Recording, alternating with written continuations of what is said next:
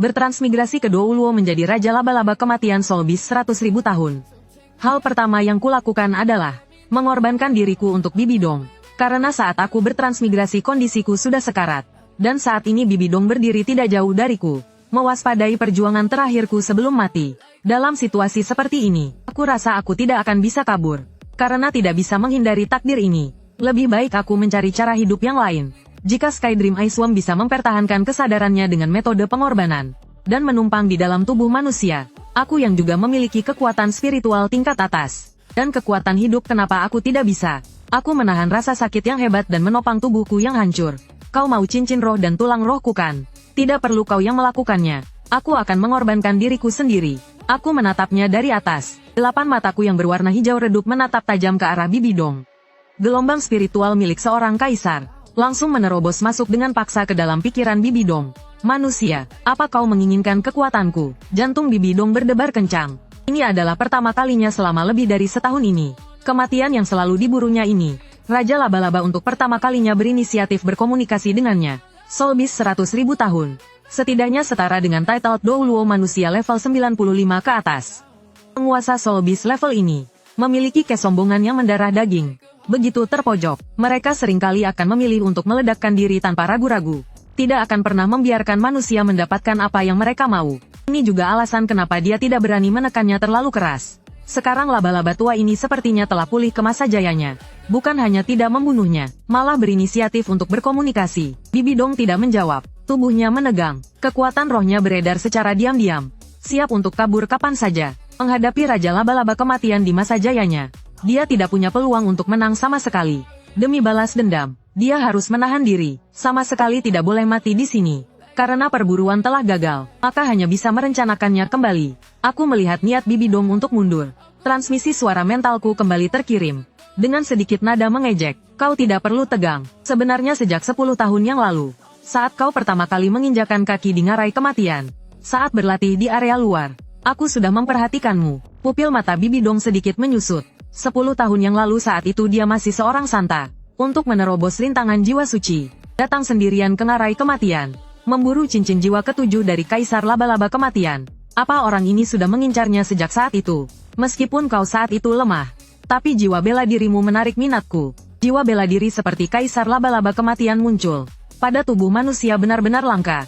Tapi sejak kau mengambil cincin jiwa ketujuh dan pergi, kau tidak pernah muncul lagi. Menghilang begitu saja selama beberapa tahun. Aku bahkan mengira kau sudah mati di luar sana. Mendengar itu wajah Bibidong yang waspada seketika menjadi pucat pasi. Seketika kedua matanya dipenuhi dengan dendam dan kebencian. Dulu dia dengan penuh semangat membawa cincin jiwa ketujuh kembali ke kuil jiwa bela diri. Hasilnya malah dinodai oleh si brengsek Qian Sunji itu. Dikurung di dalam ruang rahasia yang gelap gulita. Bahkan dipaksa melahirkan anak perempuan yang dianggapnya sebagai aib. Sampai dia belajar untuk bersandiwara. Belajar untuk memendam kebenciannya dalam-dalam. Baru pria itu melonggarkan kewaspadaannya dan mencabut tahanan rumahnya. Setelah itu dia seperti orang gila bergegas ke kota pembantaian, mematikan rasa di tengah pembunuhan tanpa akhir. Sepertinya aku telah menyinggung beberapa hal yang tidak menyenangkan. Capit raksasaku mengetuk dinding batu dengan ringan, mengeluarkan suara nyaring seperti logam beradu. Nada bicaraku tiba-tiba berubah menjadi penuh arti. Tapi ketertarikanku padamu bukan hanya pada roh bela dirimu, melainkan pada aura nostalgia di tubuhmu. Kepalaku yang besar sedikit maju ke depan, menatap tajam Bibidong. Aura raksasa, ekspresi Bibidong menjadi kaku. Warisan dewa raksasa, ini adalah rahasia terbesarnya. Sebuah kesempatan yang dia peroleh dengan mempertaruhkan nyawa di kota pembantaian. Juga merupakan kartu as terbesarnya untuk membalas dendam pada klan malaikat. Selain dirinya sendiri, sama sekali tidak ada seorang pun di dunia ini yang tahu. Bagaimana mungkin monster roh ini bisa merasakannya? Aku sangat menikmati ekspresi Bibidong saat ini. Maka aku melanjutkan penampilanku yang sempurna. Bagaimanapun juga, aku ini sudah berada di benua ini. Sebagai makhluk antik yang hidup selama 100.000 tahun. Hanyalah sisa kekuatan dewa. Bagaimana mungkin aku tidak bisa mengenalinya? 30.000 tahun yang lalu saat dewa raksasa naik ke alam dewa. Aura yang jahat dan agung itu, aku masih mengingatnya dengan sangat jelas. Sampai di sini aku sengaja berhenti sejenak. Nadaku berubah menjadi sedikit main-main. Hanya saja aku tidak menyangka aura raksasa akan muncul kembali. Sepertinya kau sudah mendapatkan pengakuan warisan dari dewa raksasa. Hanya saja kau belum secara resmi memulai ujian dewa kan? Biar ku pikir, raksasa dan malaikat adalah musuh bebuyutan.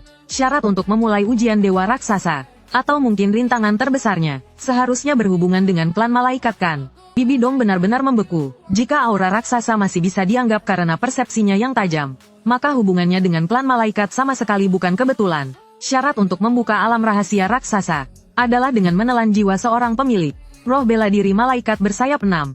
Dia tahu semuanya. Sebenarnya makhluk apa monster roh ini? Aku melihat ekspresi Bibi Dong yang seolah-olah baru melihat hantu. Dalam hati aku merasa sangat puas. Tidak perlu menatapku dengan tatapan seperti itu. Selama puluhan ribu tahun terakhir ini, aku bukannya tidak pernah melihat manusia lain yang mendapatkan warisan raksasa. Sayangnya mereka terlalu bodoh dan terlalu sombong. Sebelum mereka sempat berkembang, sudah dimusnahkan oleh keturunan dewa malaikat. Tapi kamu berbeda, Bibi Dong. Di dalam dirimu aku melihat sebuah sifat yang sebelumnya tidak dimiliki para pewaris raksasa lainnya. Kebencian yang luar biasa dan kesabaran yang tak terbatas. Di dalam dirimu aku melihat harapan yang sesungguhnya. Bibi Dong dengan paksa menekan gejolak di dalam hatinya. Dia pun membuka suara dengan serak. Harapan apa? Harapan untuk menjadi dewa. Roh binatang 100.000 tahun memang kuat. Tapi takdir kami sudah ditakdirkan untuk berakhir tragis. Entah musnah menjadi debu di bawah bencana surgawi setiap 100.000 tahun. Atau menjadi cincin roh bagi kalian para manusia. Sedangkan untuk berubah wujud dan berlatih dari awal, itu sama saja dengan melepaskan semua kekuatan dan menyerahkan nyawa ke tangan manusia yang serakah. Itu sama saja dengan cari mati. Aku tidak ingin mati di bawah bencana surgawi. Juga tidak ingin mati sia-sia. Bibi Dong menyipitkan kedua matanya. Dia sudah samar-samar menebak niatku. Tapi tebakan itu terlalu gila, sehingga membuatnya tidak berani percaya. Sebenarnya apa yang ingin kamu katakan? Aku menatapnya dari atas. 8 kaki laba-laba yang seperti tombak sedikit ditarik. Membuat gestur mengangkat tangan yang sangat mirip manusia. Aku mau bekerja sama denganmu. Aku membantumu menjadi dewa. Kamu membawaku melampaui takdir. Bukankah kamu sudah bersusah payah menginginkan cincin roh dan tulang rohku? Tidak masalah. Aku bisa memberikannya padamu. Asalkan kamu menyetujui syaratku. Aku bahkan bisa melakukan pengorbanan untukmu. Pupil mata Bibi Dong menyusut. Pengorbanan adalah cara pengorbanan paling ekstrim bagi roh binatang. Itu berarti secara sukarela melepaskan nyawa, mendedikasikan jiwa dan kekuatan sepenuhnya kepada manusia. Namun Bibi Dong tidak kehilangan akal sehatnya. Justru menatapku dengan lebih waspada. Kau adalah penguasa ngarai agung kematian ini. Mengapa kau rela mengorbankan diri demi seorang manusia? Aku mendengus dingin. Dari mata majemuknya yang besar terpancar rasa jengkel dan muak yang sangat manusiawi. Karena kau terlalu menyebalkan. Selama setahun penuh, kau seperti lalat yang tidak bisa diusir dan tidak bisa dibunuh. Setiap beberapa hari datang mengganggu raja ini. Hari ini menebar racun, besok memasang jebakan, lusa memancing binatang roh lain kemari untuk berpesta. Raja ini sudah hidup 100.000 tahun. Belum pernah melihat manusia semenyebalkan dirimu. Sudut bibir Bibi Dong sedikit berkedut. Ini pertama kalinya dia dibenci oleh seekor binatang roh dengan alasan seperti ini. Aku mengubah topik pembicaraan. Nadaku menjadi sedikit pasrah. Lagi pula dengan kecepatan pertumbuhanmu. Kurasa tak butuh beberapa tahun untukmu mencapai level 95 ke atas. Saat itu tiba. Raja ini khawatir benar-benar akan menjadi cincin rohmu. Karena cepat atau lambat akan mati juga. Lebih baik melakukannya sekarang. Gunakan nyawa raja ini untuk mempertaruhkan kesempatan melampaui alam dewa. Kata-kata ini masuk akal. Ada keangkuhan dari yang kuat, sekaligus kompromi terhadap kenyataan. Tapi Bibi Dong masih belum sepenuhnya lengah. Aku tidak percaya kau akan semudah itu mempercayaiku. Begitu persembahan selesai, kau hanya akan tersisa seutas sisa jiwa. Jika saat itu aku tidak menepati janjiku, kau juga tidak bisa berbuat apa-apa. Kau benar, jadi aku punya cara yang lebih aman. Saat melakukan persembahan, raja ini akan menyuntikkan inti jiwa ke dalam tulang roh yang dihasilkan. Tulang roh adalah benda fisik, juga merupakan tempat bersemayamnya jiwaku. Jika kau ingin abis manis sepah dibuang, aku bisa meledakkan inti jiwa di dalam tulang roh kapan saja. Bibi Dong, kau seharusnya tahu betul akibatnya kan? Mendengar itu mata Bibi Dong sedikit menyipit. Dalam hatinya dia mulai membuat perhitungan. Menjadikan jiwa yang bersemayam di dalam tulang roh sebagai syarat. Ini memang cara terakhir yang bisa dilakukan oleh siluman roh untuk melawan. Jika itu adalah Douluo bergelar biasa, mungkin akan benar-benar terkendali olehnya. Tapi dasar binatang bodoh. Bibi Dong mencibir dalam hatinya. Kau terlalu meremehkan kekuatan dewa. Tunggu sampai aku mewarisi tahta dewa raksasa. Hanyalah sisa jiwa di dalam sebuah tulang roh. Menghapusnya semudah membalikkan telapak tangan. Memikirkan hal ini, sekilas kelicikan yang tak kentara melintas di matanya. Namun di permukaan dia mengangguk dengan serius. Baik, aku berjanji padamu. Selama aku naik ke alam dewa, aku pasti akan membawamu naik bersama. Kita sepakat. Aku tertawa terbahak-bahak dalam hati. Kena pancing, wanita ini memang sombong, memasukkan jiwa ke dalam tulang roh. Hanya orang bodoh yang melakukannya. Yang ingin kulakukan adalah jiwaku sendiri. Melalui cara pengorbanan sepenuhnya menyatu ke dalam roh marsial Bibidong. Dengan begitu aku akan menjadi bagian dari roh marsial Bibidong. Bahkan bisa dibilang bagian dari jiwanya. Saat itu jika dia ingin menghapusku. Kecuali dia ingin mati bersama. Karena sudah sepakat. Kalau begitu mari kita mulai. Aku tidak banyak bicara lagi. Jika tidak segera melakukan pengorbanan, maka keadaan puncak yang kugertakkan ini akan terbongkar. Dalam sekejap medan magnet berwarna darah yang menakutkan. Meledak tiba-tiba dengan aku sebagai pusatnya. Seketika menyegel seluruh sarang. Ini adalah jebakan aktif milik siluman roh 100.000 tahun. Medan magnet yang dahsyat langsung mengunci area ini. Tubuhku yang besar mulai terbakar. Berubah menjadi aliran energi yang paling murni. Mengalir deras ke dalam tubuh Bibidong. Bahkan karena berasal dari sumber yang sama. Energi ini jauh lebih jinak dari yang Bibidong bayangkan. Sebuah cincin arwah yang bersinar dengan cahaya merah yang aneh. Perlahan terbentuk di bawah tubuhnya. Karena ini adalah pengorbanan sukarelaku. Yang tadinya membutuhkan beberapa hari. Bahkan berbulan-bulan untuk menyerap cincin arwah 100.000 tahun. Hanya dalam waktu kurang dari sehari. Telah menyatu sepenuhnya dengan Bibidong. Saat gumpalan energi terakhir menjadi tenang. Bibidong yang duduk bersila di dalam sarang. Tiba-tiba membuka kedua matanya. Inilah kekuatan cincin arwah 100.000 tahun. Bibidong menatap kedua tangannya sendiri. Sudut bibirnya menyunggingkan senyum kemenangan yang liar. Raja laba-laba kematian, pada akhirnya kau tetap menjadi batu loncatanku. Tunggu sampai aku menyelesaikan ujian dewa raksasa. Aku akan menjadikan jiwamu sebagai korban pertamaku. Namun senyumnya belum sempat mekar sepenuhnya. Sudah membeku di wajahnya. Perasaan kehilangan bobot tubuh yang kuat menyerangnya tanpa peringatan. Itu adalah perasaan kesadaran yang terlepas dari tubuh. Apa yang terjadi? Bibidong terkejut dalam hatinya. Secara tidak sadar ia ingin mengangkat tangan kanannya untuk menopang dahi. Tetapi yang terangkat malah kaki kirinya. Bibidong menyadari dengan ngeri. Tubuhnya seolah-olah memiliki pikirannya sendiri. Bahkan meregangkan badan dengan sendirinya. Bahkan memutar lehernya. Mengeluarkan suara gemeretak. Kemudian suara familiar yang seharusnya tersegel. Di dalam tulang arwah itu. Terdengar langsung dari lubuk pikirannya yang paling dalam. Jadi ini tubuh manusia ya. Meskipun sedikit rapuh, tapi rasanya tidak buruk juga. Hanya saja daging di dada ini agak berat. Aku tidak terlalu terbiasa. Seketika itu Bibidong merasa seperti disambar petir. Rasa malu dan amarah yang belum pernah dirasakan sebelumnya langsung memuncak di kepalanya. Raja laba-laba kematian, bagaimana kau bisa mengendalikan tubuhku? Bukankah seharusnya kau berada di dalam tulang arwah? Nyah kau dari sini, menghadapi raungan histeris Bibidong. Aku yang telah berhasil mengambil alih. Terlihat sangat polos dan menyebalkan. Tulang roh. Apa aku pernah bilang aku ada di dalam tulang roh? Kau menjebakku. Bibidong mati-matian mencoba merebut kembali kendali atas tubuhnya. Tapi dia menyadari roh bela diri pertamanya Kaisar Laba-Laba Kematian. Ternyata terjerat erat dengan jiwaku. Tidak bisa dipisahkan sama sekali. Jangan bilang begitu dong. Kita kan mitra kerja. Aku mengangkat bahu. Menjawab dengan wajah polos di lautan spiritual. Soal kenapa aku bisa mengendalikan tubuhmu. Aku juga tidak begitu jelas. Mungkin karena kecocokan kita berdua terlalu tinggi. Lagi pula kau adalah Kaisar Laba-Laba Kematian. Aku juga Kaisar Laba-Laba Kematian. Kita semua kan satu keluarga. Tubuhku adalah tubuhmu. Untuk apa membedakan kau dan aku?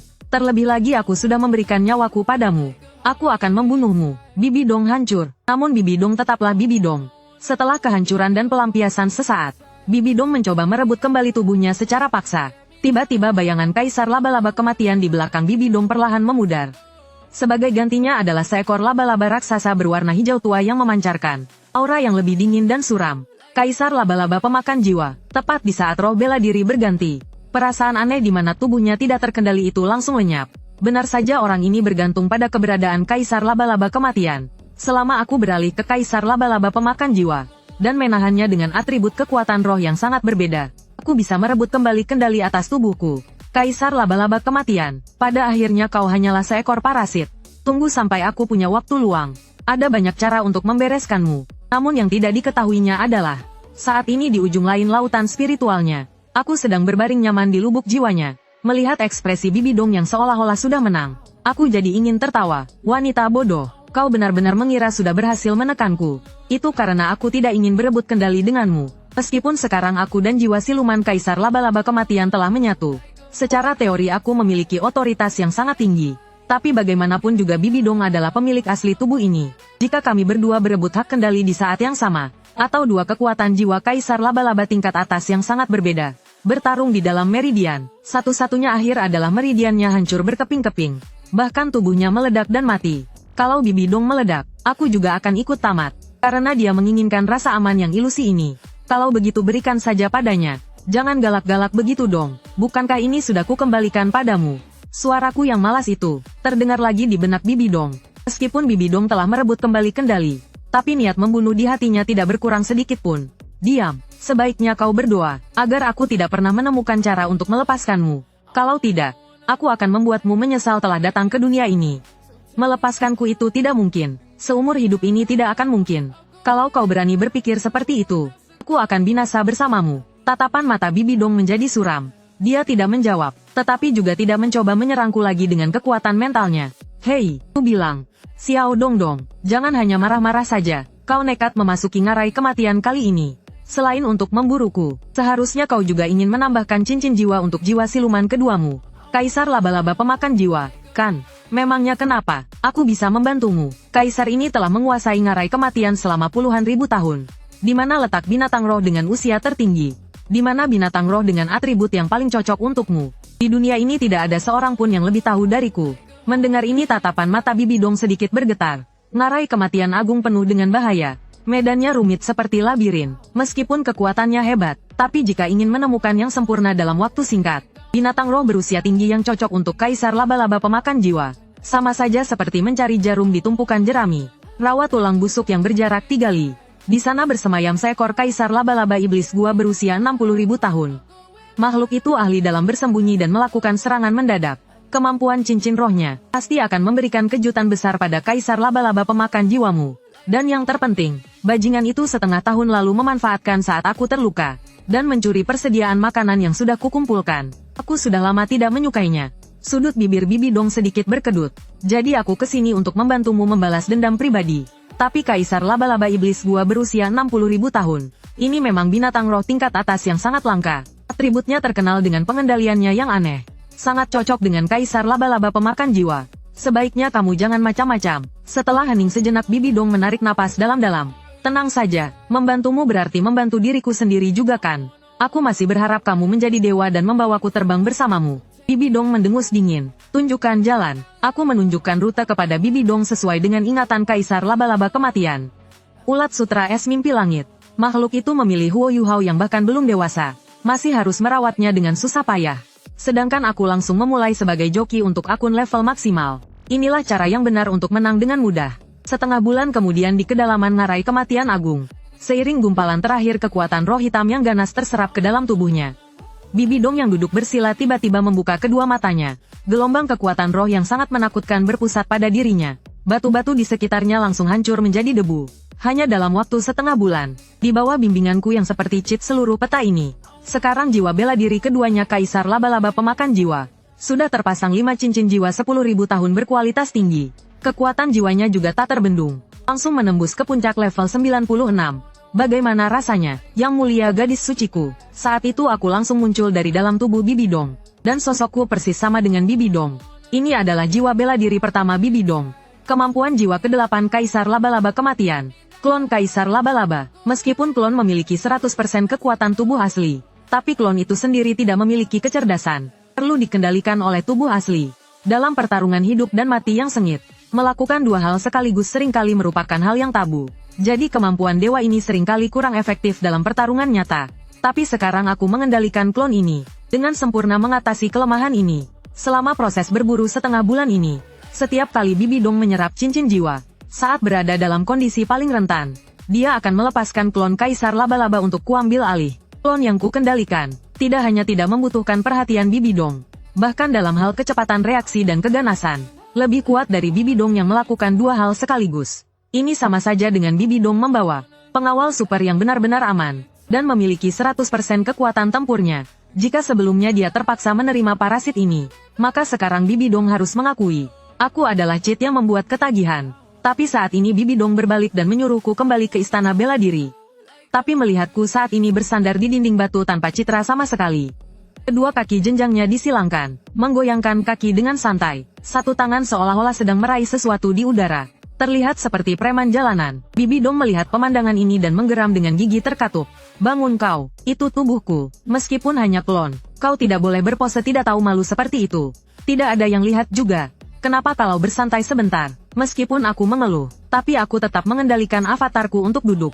Diam, duduk yang benar, dan jangan kira aku tidak tahu saat aku menyerap cincin roh. Apa saja yang sudah kamu lakukan? Wajahku tampak bingung. Memangnya aku melakukan apa? Bukankah aku hanya menjagamu di samping?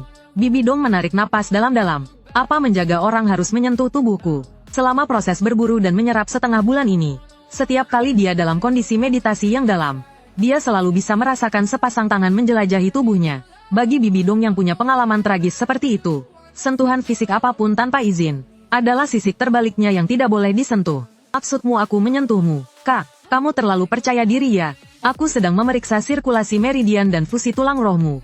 Kecepatanmu menyerap cincin roh terlalu cepat. Kekuatan roh mengamuk di dalam meridianmu. Bagaimana kalau terjadi masalah? Aku memandangi Bibi Dong dari atas ke bawah. Menurut standarku, hanya laba-laba betina yang seluruh tubuhnya ditumbuhi duri terbalik, yang merupakan kecantikan tiada taraf. Lagi pula kamu bahkan tidak punya bulu kaku yang layak. Hanya estetika aneh kalian para manusia, yang akan menganggapnya cantik. Bagiku, menyentuhmu tidak ada bedanya dengan menyentuh sepotong perut babi.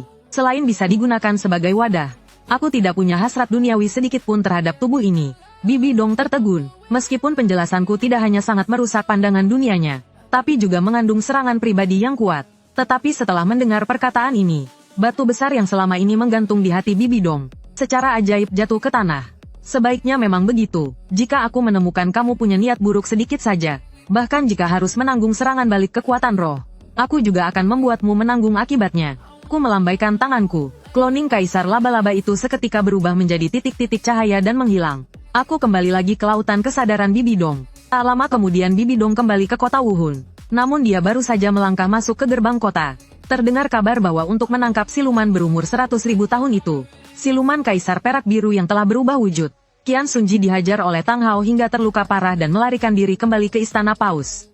Berjalan di atas tangga giok menuju Istana Paus, di permukaan raut wajah Bibi Dong tampak serius. Tetapi di lubuk hatinya dia tertawa terbahak-bahak. Bibi Dong mendorong pintu dan masuk. Di atas ranjang yang lebar, wajah Qian Sunji pucat pasi seperti kertas.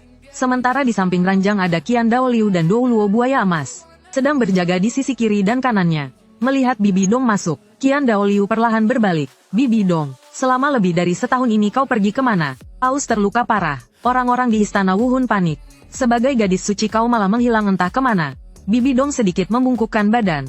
Wajahnya menunjukkan rasa bersalah dan khawatir dengan pas. Menjawab pendeta agung, murid selama setahun ini berlatih sendirian di ngarai kematian, mencari peluang untuk sebuah terobosan.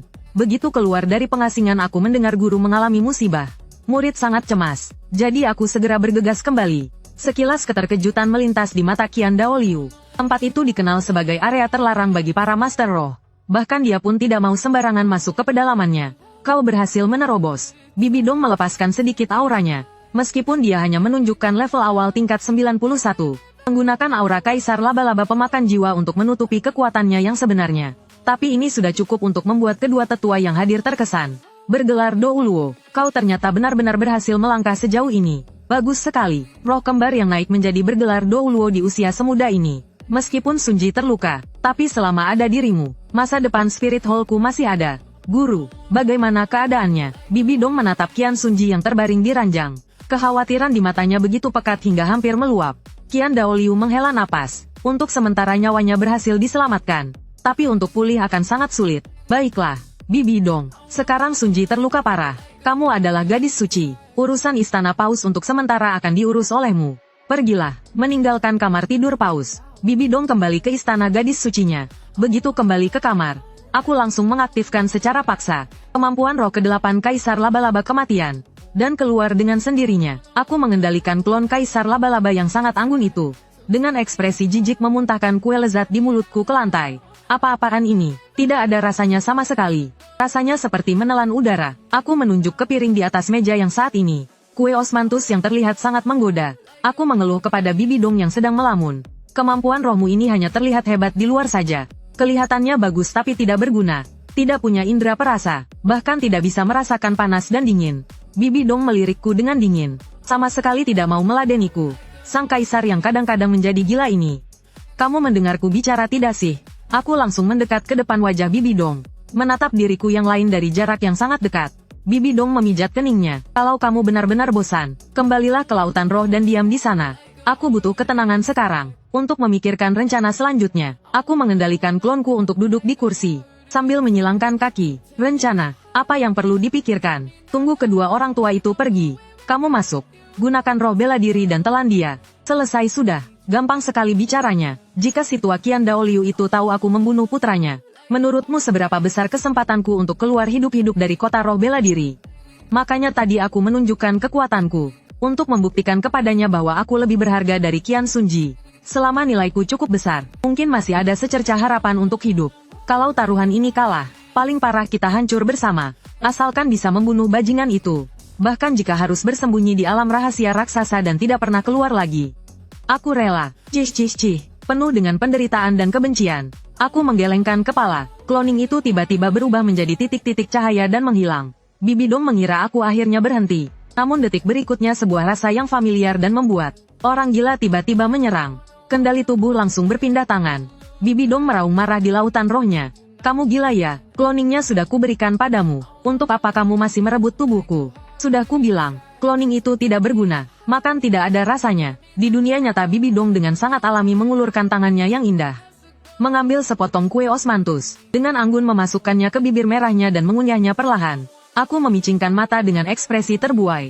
Nah begini baru benar. Lembut, kenyal, dan manis. Inilah rasanya hidup. Kamu merebut tubuhku, hanya untuk makan sepotong kue. Aku sudah memberikan nyawaku padamu.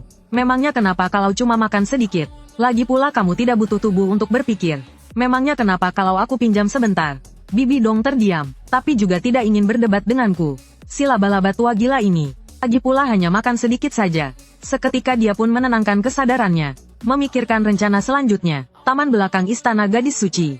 Aku mengendalikan tubuh Bibi Dong. Berjalan-jalan santai, tapi saat itu aku melihat sesosok kecil keemasan. Sedang mengintip dengan sembunyi-sembunyi. Sepertinya ragu-ragu untuk mendekat. Di kedalaman lautan kesadaran, Bibi Dong yang semula sedang bermeditasi tiba-tiba membuka matanya. Seolah-olah melihat sesuatu yang kotor. Usir dia. Aku tidak memedulikannya. Menghilang dari tempatku berdiri. Detik berikutnya, aku muncul di hadapan Qian Rengshui yang hendak menyelinap pergi. Qian Rengshui terkejut hingga berteriak. Saat dia melihat jelas orang di hadapannya, tubuhnya mulai gemetar tak terkendali.